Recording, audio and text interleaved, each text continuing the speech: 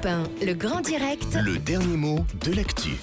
Le dernier mot de l'actu est signé Thomas Joubert. Voici ce que vous avez retenu de l'émission. Et tout d'abord, impôts. On vient de parler de l'augmentation des impôts locaux. Alors la solution pour que ça baisse, les communes devraient faire un régime. Non pas un régime détox, mais un régime détaxe. Toulouse. Votre invité a parlé de la hausse de 15% à Toulouse. Le maire dit qu'il a trouvé les caisses vides. Et les minibars aussi, après notre passage dans sa ville le mois dernier avec l'équipe du Grand Direct. Surtout Marcel Dichou d'ailleurs. Et c'est vrai, oui. Les gens du voyage. Dans le débat, on a parlé des gens du voyage. Il y a tellement de vannes à faire sur eux qu'on pourrait remplir un car. Oui, ça ferait un caravane.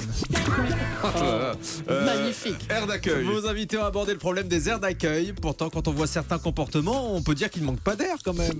Oh, fougue. David Xavier Weiss a salué la fougue de son interlocuteur, le jeune Louis de Gouillon-Matignon. C'est vrai que rien que pour porter ce nom, faut être fougueux quand même.